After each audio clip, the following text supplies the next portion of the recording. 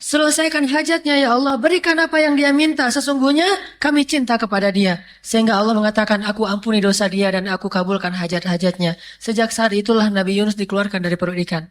Zikrullah mendatangkan keajaiban Allah Subhanahu wa taala.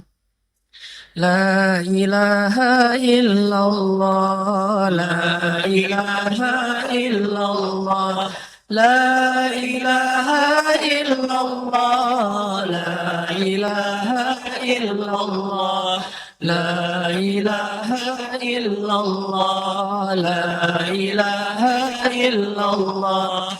La ilaha illallah, la ilaha illallah, la ilaha illallah, la ilaha illallah, la ilaha illallah, la ilaha illallah.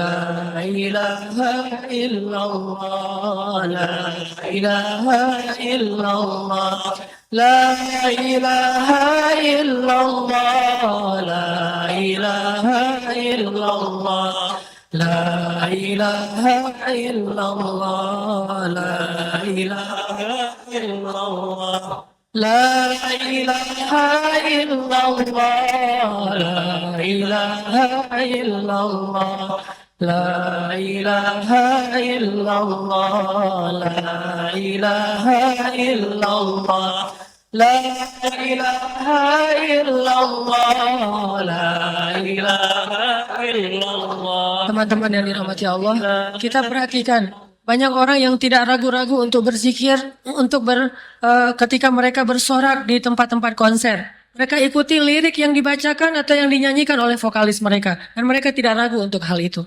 Atau orang bersorak di stadion bola. Walaupun itu sesuatu yang mubah, boleh-boleh saja. Tetapi kenapa kita ragu-ragu ketika kita bersorak dengan nama Allah Subhanahu wa taala?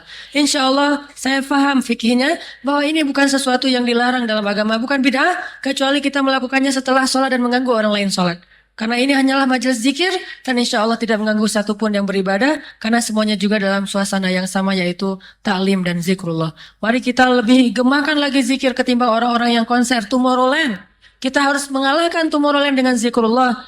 Kalau perlu kita lebih menggema lagi daripada stadion bola yang walaupun jumlahnya tidak sebanyak jumlah orang yang menonton bola. Zikrullah yang dengan itu mendatangkan kasih sayang Allah Subhanahu wa taala.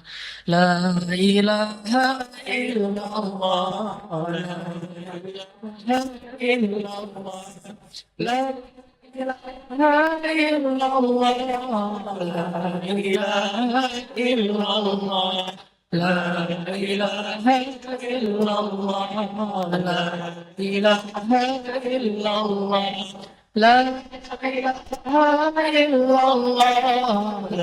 la ilaha illallah, la ilaha illallah, la ilaha illallah, la ilaha illallah. La ilaha illallah, la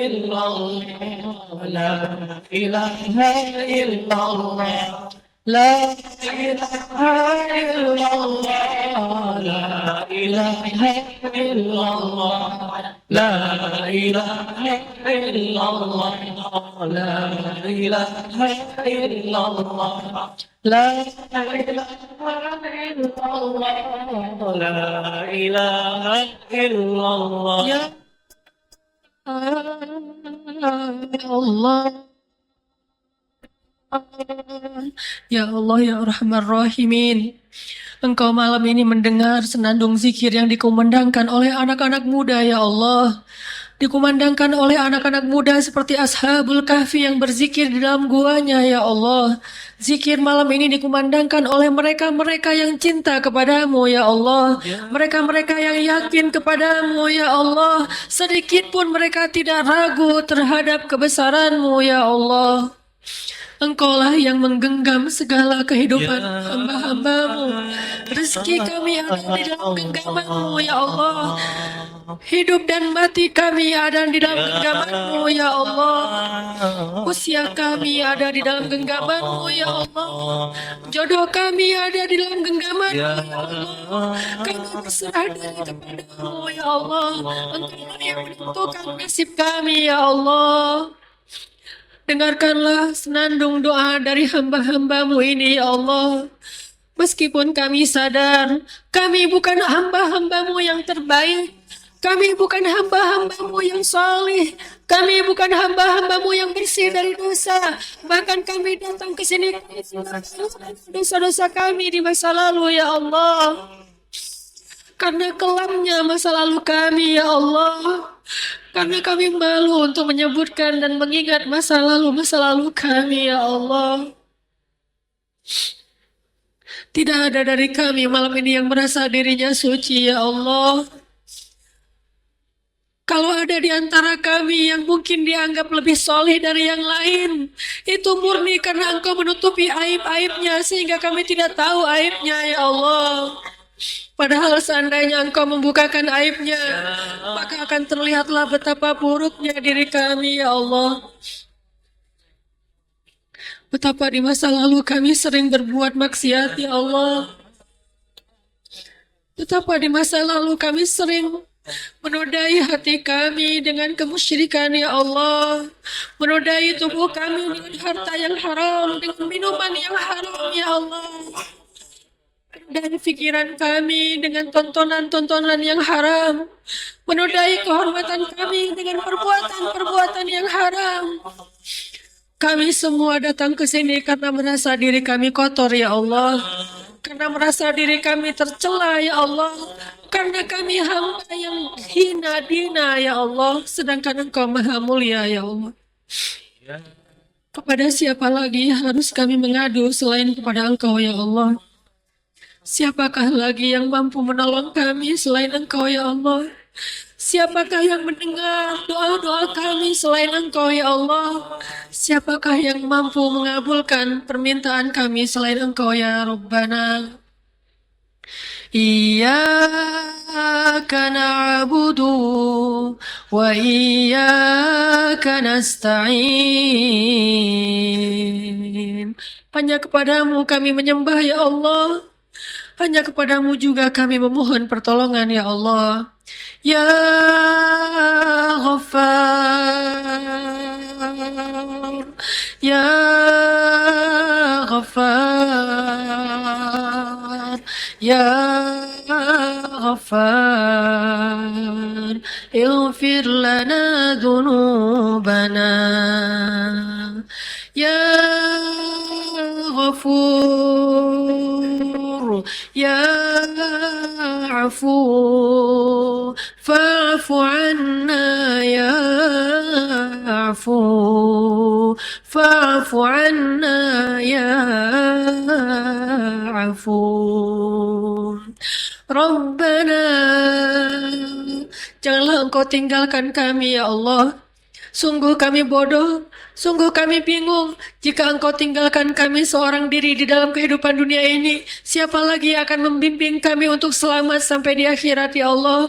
Janganlah Engkau palingkan wajah-Mu dari kami ya Allah. Meskipun kami berulang kali mengecewakan-Mu ya Allah, janganlah Engkau palingkan wajah-Mu dari kami ya Allah.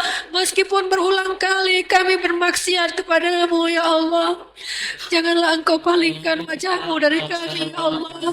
Meski sering kami memalingkan wajah kami dari panggilan-Mu dan masjid-Mu ya Allah, jangan ya Allah, jangan pernah Engkau palingkan wajah-Mu ya Allah. Betapa ruginya kami jika Engkau telah berpaling dari kami ya Allah. Celakalah kami jika Engkau telah berpaling dari kami ya Allah. Kami percaya rahmat-Mu maha luas. Rahmat-Mu meliputi langit dan bumi ya Allah. Rahmati kami. Rahmati anak-anak muda ini ya Allah. Kami anak-anak muda yang berkumpul di rumah-Mu ya Allah. Ya Arhamar Rahimin.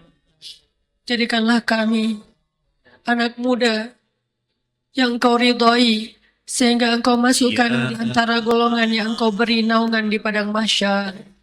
Di antara 7 golongan yang Engkau berikan naungan di padang mahsyar, jadikanlah anak-anak muda yang malam ini hadir dalam majelis ilmu sebagai salah satu di antara orang-orang yang digolongkan mendapatkan naungan-Mu di hari ketika tidak ada naungan selain naungan-Mu, ya Allah. Di hari ketika matahari hanya sejengkal di atas kepala, ya Allah. Di hari ketika semuanya dalam keadaan kehausan, ya Allah. Di hari ketika semua dibuka, ya Allah. Naungilah kami anak-anak muda yang sedang belajar agama-Mu, ya Allah. Meskipun kami tidak sesoleh Ashabul Kahfi, tidak sesoleh Hawariyin, tidak sesoleh Ansor dan Muhajirin, ya Allah. Ya Arhamar Rahimin, maafkanlah jika kami adalah anak-anak yang durhaka kepada orang tua kami, ya Allah.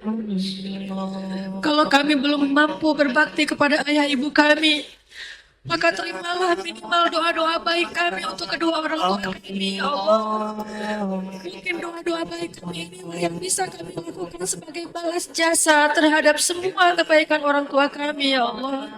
Hanya doa yang bisa kami panjatkan untuk kebaikan orang tua kami, ya Allah. Sayangi ibu kami, ya Allah. Rahmati ibu kami, ya Allah. Ampuni ibu kami, ya Allah.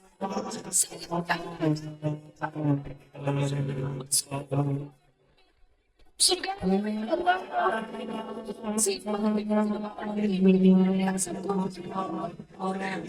setiap tetes susu ibu kami sebagai kebaikan, setiap tetes kering ibu kami sebagai kebaikan, ya Allah.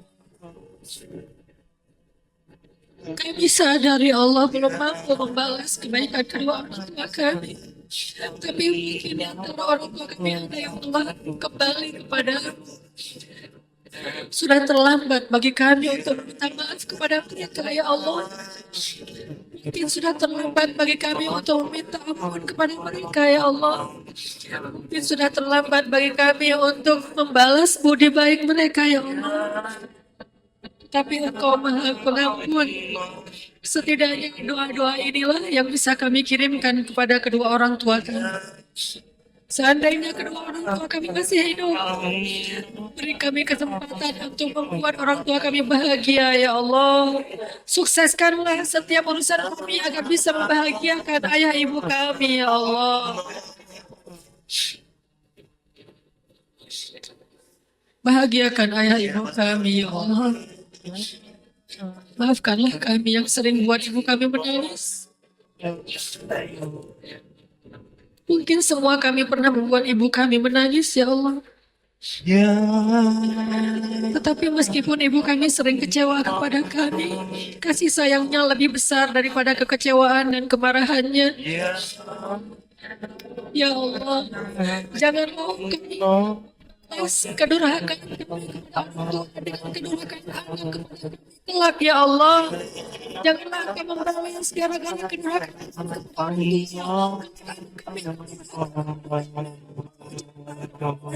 sungguh kami tidak sanggup. Kami tidak sanggup jika anak kami durhaka kepada orang tuanya, ya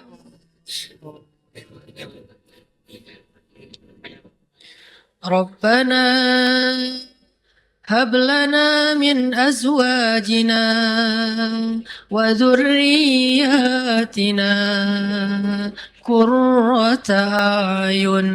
Ya Allah, anugerahkan kami, ya Allah, pasangan-pasangan yang solih solihah, ya Allah. Anugerahkan kami pasangan yang membuat kami semakin dekat kepadamu, ya Allah. Bukan pasangan yang menjauhkan kami darimu, ya Allah. Bukan pasangan yang melalaikan kami dari mengingatmu, ya Allah.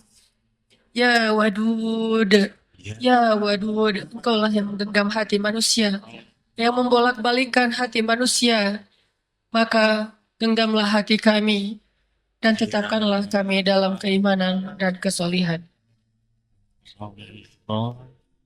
Rabbana atina fid dunya hasanah wa fil akhirati hasanatan wa qina adzabannar. Sejak Rasulullah wafat, berkali-kali Bilal minta izin kepada Abu Bakar untuk ikut jihad dan gak pulang lagi ke Madinah, pengen tinggal di tempat yang lain.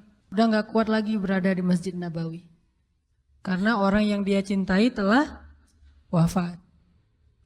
Tapi gak diizinkan oleh Abu Bakar sampai akhirnya setelah sekian lama membujuk Abu Bakar bisa diizinkan, pergilah Bilal dan akhirnya Bilal tinggal di Syam. Kalau sekarang Suriah. Di sanalah Bilal menikah.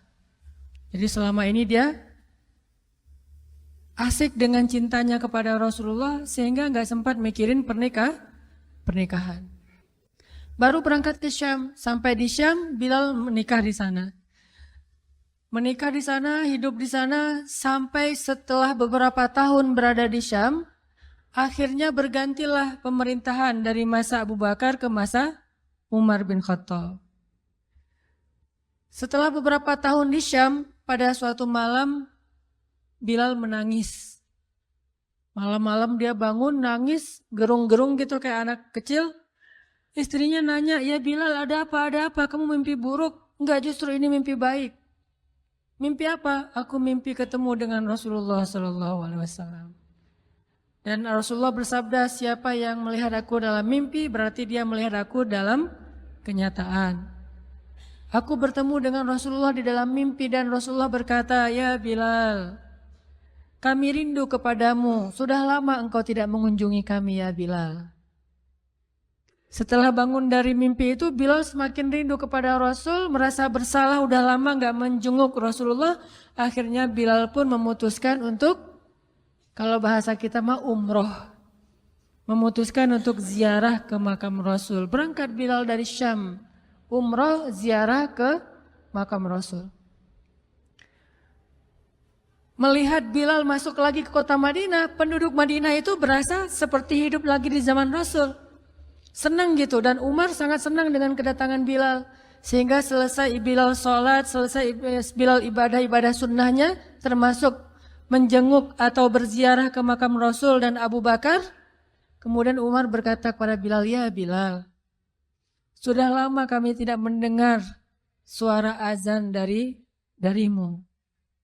Tolong kumandangkan sekali lagi azan seperti engkau mengumandangkannya di masa Rasul.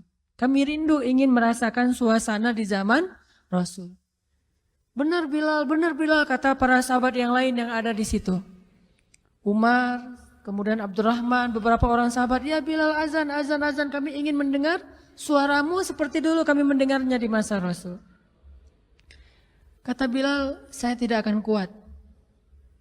Kata mereka, coba dulu kamu usahakan karena kami ingin sekali mendengarnya. "Saya tidak akan kuat.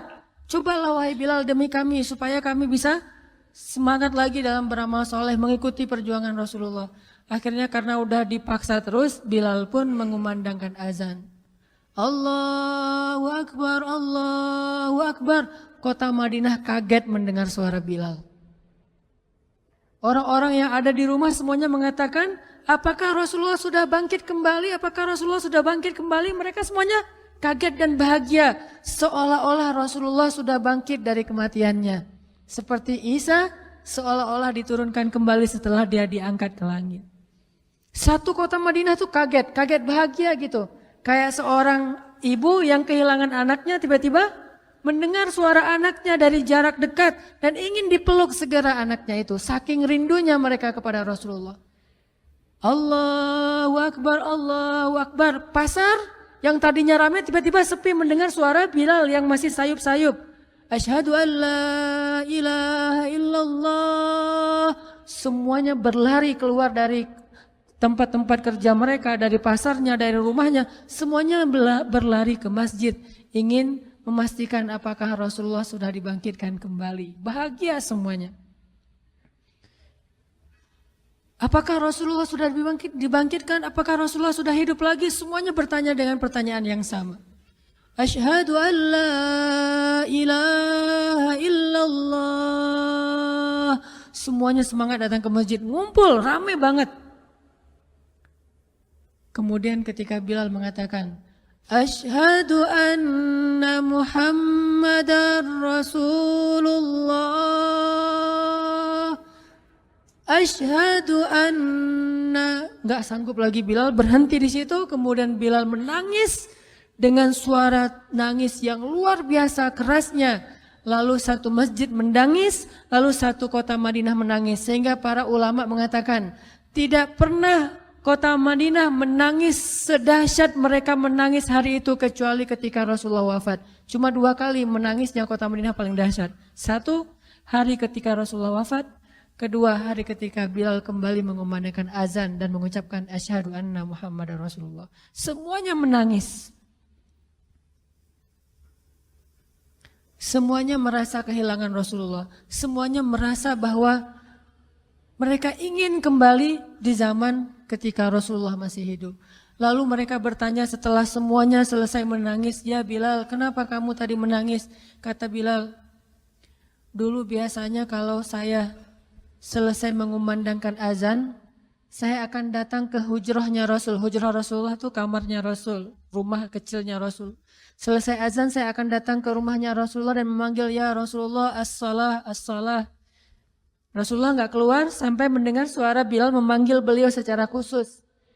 Udah selesai azan, Bilal manggil Rasul, "Ya Rasulullah, as-salah, as-salah." Baru Rasulullah keluar dengan wajah berseri-seri.